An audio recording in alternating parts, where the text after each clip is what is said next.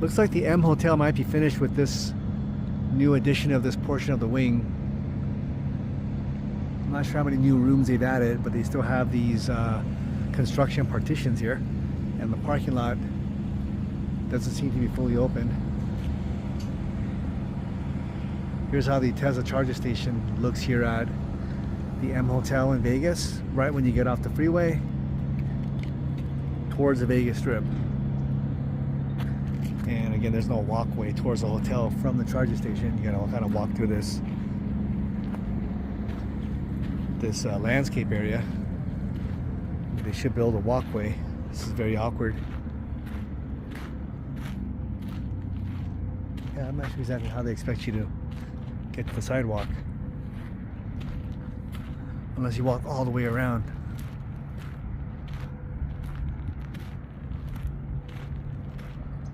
And there's the main entrance to the M Hotel.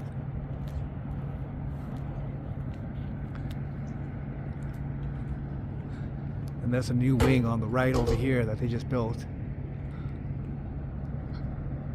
The weather is a moderate 82 degrees. Feels nice today here in Vegas on November 13th, 2025.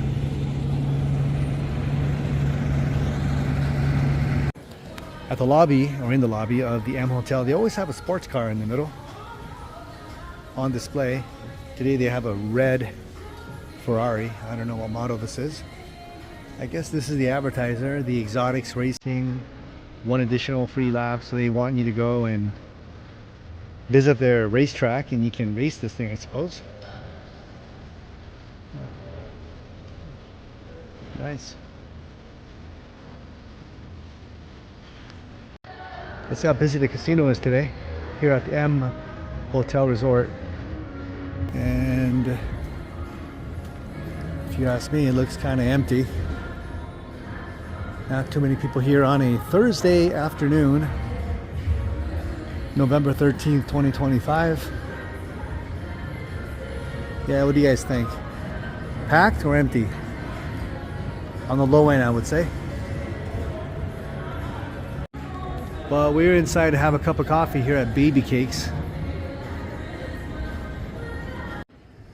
You know, these hotels and many public restrooms install all of these expensive sensor water faucets. You know, this has got to cost a lot of money, and for most customers, they're kind of annoying. They don't give you enough water, and it must take years for them to get their money back in terms of the investment of the gadget itself. Because I don't think hotels save that much money by using less water, because water is very inexpensive. And this is the coffee shop inside the M Resort Hotel called Baby Cakes. Order coffee, or you can have pastries. Typical coffee menu. We're gonna try the caramel macchiato today. Yeah, the baristas say that business is very, very slow. And I don't know, their service could be improved. I mean, the first thing they say to you when you walk up to the counter is, they'll say to you, what do you want? Hot or cold? No hello, now how are you? Hi, nice to see you. No smiles. I was talking to a friend who owns a restaurant, and they were telling me how they're considering completely cutting off Uber Eats and these type of delivery type services, where they're taking 40% of your margin. So what is it? There's Uber Eats, there's Uber Eats, DoorDash, Postmates. Yeah, anyway, they take like 40% of your margin as a restaurant, and then you're giving that up. But I suppose in the meantime, as long as you're making money, or you have a margin there, you're making a profit, you have to continue to use their service. But the problem is that if they continue to raise their fees and then they start taking 45%, 50%, 55%, then that's when it starts to erode your margin even more, and then you got to really consider not using them at all. And they're creating an industry where customers are used to having food delivered, and then that sort of becomes like the norm.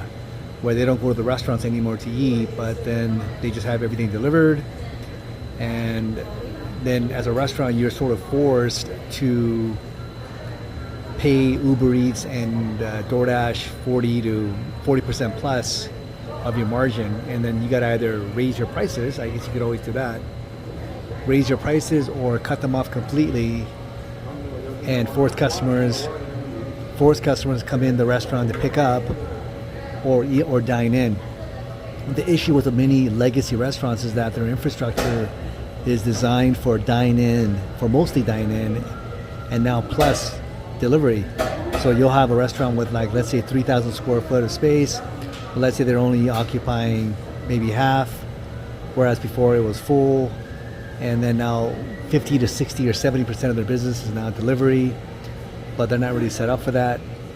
Although in 2020, 2021, they did enjoy good business, because I think Uber and Postmates, whatever, didn't charge that much for their services. Maybe they're only cutting maybe 20-30%. They're only taking 20-30% of your margins before. Now they're taking up to 40% and more. And restaurants were happy because they could cut down on staff. They didn't have to pay an hourly employee, a waitress, a server to hang out at the restaurant. They could just have cooks and just prepare delivery material, and that's all they had to do, and their margins were better. Now that Uber and these other companies are raising their fees, now they're getting crushed. And this is the situation they're in. This is much like many of the online companies who sell products, who have to pay higher delivery fees, higher UPS, FedEx, transportation fees, higher fees to eBay, Amazon, and they're getting crushed. So before the fees were lower, they're making healthier margins. Now they're getting crushed. So now they're having to deal with the same thing. So Uber Eats, Postmates, DoorDash, they're kind of like the Amazon, eBay, and UPS of the restaurant industry. It's not even Thanksgiving yet, and they're already putting up Christmas trees. Let's take another look at this Ferrari. The front grille here. Ferrari badge. I wonder if this is a real car or just a model, display model.